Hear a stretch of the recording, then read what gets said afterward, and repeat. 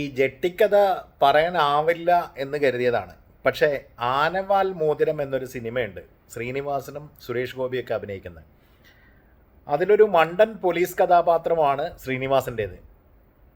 അബദ്ധത്തിൽ വലിയ വലിയ കൊള്ളക്കാരെയും കള്ളക്കടത്തുകാരെയൊക്കെ പിടിക്കുന്ന രസകരമായിട്ടുള്ള ഒരു സിനിമ. അപ്പോൾ അതിൽ ഇതേപോലെ ഒരു കള്ളനെ പിടിക്കുകയും ആ കള്ളൻ ഒരു വിദേശിയാണ്. വിദേശിയുടെ പോക്കറ്റിൽ നിന്ന് മയക്കുമരുന്ന് ലഭിക്കുന്നു. അയാളുടെ അടിവസ്ത്രമാണ് തെളിവായിട്ട് കോടതിയിൽ ഹാജരാക്കുന്നത്. ആ അടിവസ്ത്രം കോടതിയിൽ തെളിവായിട്ട് വിചാരണയ്ക്ക് വരുമ്പോൾ അത്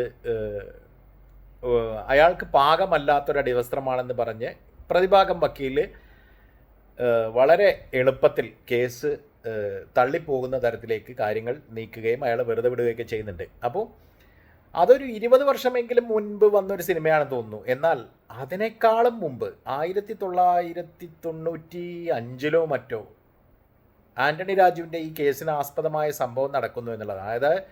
അതായത് 2000-ന് മുമ്പാണ് യഥാർത്ഥത്തിൽ ഈ ജെട്ടി കേസുമായി ആൻ്റണി രാജു ബന്ധപ്പെടുന്നത്. അന്ന് ആൻ്റണി രാജു രാഷ്ട്രീയത്തിലേക്ക് വന്നിട്ടേ ഇല്ല. അപ്പോൾ അങ്ങനെയുള്ള ഒരു സാഹചര്യത്തിലാണ് യഥാർത്ഥത്തിൽ ഈ ഒരു കേസ് നടക്കുന്നത്. അന്ന് പ്രഗത്ഭനായ ക്രിമിനൽ ലോയർ കുഞ്ഞിരാമൻ നായരുടെ ജൂനിയറായിട്ട് വർക്ക് ചെയ്യുകയാണ് യഥാർത്ഥത്തിൽ ഈ ആൻ്റണി രാജു. അപ്പോൾ അന്ന് സംഭവിക്കുന്നത് എന്താണെന്ന് വെച്ചാൽ, ഒരു വിദേശിയെ ഇതേപോലെ പോലീസ് പിടികൂടുന്നു. അയാളുടെ കൈവശം മയക്കുമരുന്ന് സൂക്ഷിച്ചിരുന്നു. അയാളുടെ അടിവസ്ത്രം തെളിവായിട്ട് ഹാജരാക്കപ്പെടുകയാണ് കോടതിയിൽ കൊടുത്ത ഈ ഒരു അടിവസ്ത്രം തന്നെ, അല്ലെങ്കിൽ ജെട്ടിയാണ് യഥാർത്ഥത്തിൽ അവിടെ ഈ ഒരു തെളിവായി വരുന്നത്. ഈ കേസിൻ്റെ വിചാരണ വേളയിൽ ആൻ്റണി രാജു കോടതിയിലേക്ക് വിചാരണക്കായി കയറിപ്പോകുമ്പോൾ ഈ ബോംബ് പൊട്ടുമെന്നും കേസ് ഷൂ എന്ന് ഇല്ലാതാകും എന്നൊക്കെയുള്ള ചില എന്താ പറയുക മുൻകൂട്ടിയുള്ള പ്രവചനങ്ങൾ ആൻ്റണി രാജു നടത്തുന്നുണ്ട്. അപ്പം ആൻ്റണി രാജുവിൻ്റെ എന്താ പറയുക കിരീടത്തിലെ പൊൻതൂവൽ അല്ലെങ്കിൽ തലയിലെ പൊൻതൂവലാവുകയായിരുന്നു യഥാർത്ഥത്തിൽ ആ കേസ്. ഈ ഒരു ജെട്ടി മാറ്റി എന്താ പറയുക വലിപ്പം കുറഞ്ഞൊരു ജെട്ടി അത് കോടതിയെ തെറ്റിദ്ധരിപ്പിക്കുന്നതിലൂടെ ആ ജെട്ടിക്ക് അല്ലെങ്കിൽ ആ ജെട്ടി പ്രതിയുടേതല്ല എന്ന് തെളിയിക്കുകയാണ് യഥാർത്ഥത്തിൽ ചെയ്യുന്നത്. ഈ സിനിമയിലും അത് തന്നെയാണ് സംഭവിച്ചത്. അതേ രംഗങ്ങൾ പുനരാവിഷ്കരിക്കപ്പെടുകയാണ്. പക്ഷേ സിനിമ വരുന്നതിനും മുമ്പ് നടന്ന ഈ ഒരു സംഭവത്തിൽ ആൻ്റണി രാജു യഥാർത്ഥത്തിൽ വളരെ വലിയ തെറ്റാണ് ചെയ്യുന്നത്. നിയമവ്യവസ്ഥിതിയെ പോലും വെല്ലുവിളിക്കുന്ന തരത്തിൽ പിന്നീട് അദ്ദേഹം ഇന്ത്യൻ ഭരണഘടനയൊക്കെ മുറുകെ പിടിച്ച് സത്യപ്രതിജ്ഞ ചെയ്ത് അധികാരമേൽക്കുന്ന ഒരു ജനപ്രതിനിധിയും മന്ത്രിയുമൊക്കെയായി ജനങ്ങളെ സേവിക്കുന്നുണ്ട്.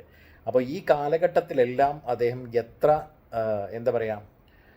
എത്ര മോശം കാര്യമാണ് ചെയ്തിരിക്കുന്നത്. അല്ലെങ്കിൽ ഒരു ജനപ്രതിനിധിക്ക് ഒട്ടും ചേരാത്ത കള്ളത്തരങ്ങളുടെ ഒരു വലിയ കൂടായിരുന്നു ആൻ്റണി രാജു എന്നുള്ളത് നമ്മുടെ ബഹുമാന്യനായ പഴയ മുഖ്യമന്ത്രി VS അച്യുതാനന്ദൻ അത് തിരിച്ചറിഞ്ഞിരുന്നു എന്നുള്ളതാണ്.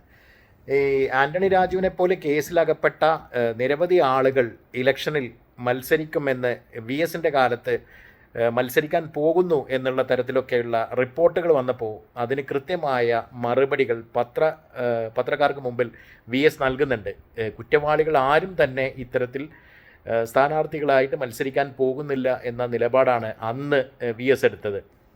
അത് എത്ര കൃത്യമായിരുന്നു എന്നുള്ളത് നമുക്ക് മനസ്സിലാക്കാനായിട്ട് പറ്റുന്നു എന്നുള്ളതാണ്. എന്നാൽ ഇന്ന് ഈ പിണറായി കാലത്ത് യഥാർത്ഥത്തിൽ ആൻ്റണി രാജുവിനെ മത്സരിപ്പിക്കുകയും തിരുവനന്തപുരത്ത് നിന്ന് കഷ്ടിച്ച് കടന്നുകൂടുകയും പിന്നീട് ഗതാഗത മന്ത്രിയായി 2.5 വർഷത്തെ ടേം പൂർത്തിയാക്കുകയും പകരം ബാലകൃഷ്ണപിള്ളയുടെ മകൻ ഗണേഷ് കുമാർ നമ്മുടെ ഗണേശൻ മന്ത്രിയായിട്ട് വീണ്ടും ഗതാഗത മന്ത്രിയായി വരികയൊക്കെ ചെയ്തു.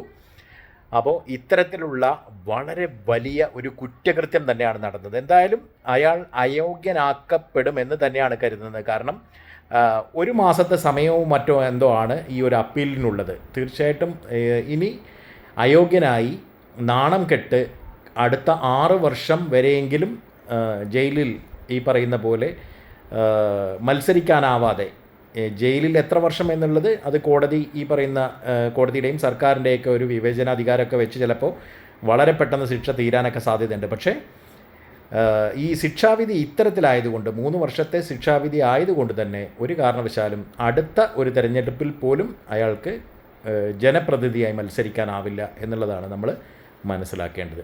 എന്തായാലും ഇത്തരത്തിലുള്ള കള്ളന്മാരെ തുറന്നു കാട്ടാൻ ആകെയുള്ള സമാധാനം എന്ന് പറയുന്നത് യഥാർത്ഥത്തിൽ കോടതികൾ മാത്രമേ ഉള്ളൂ.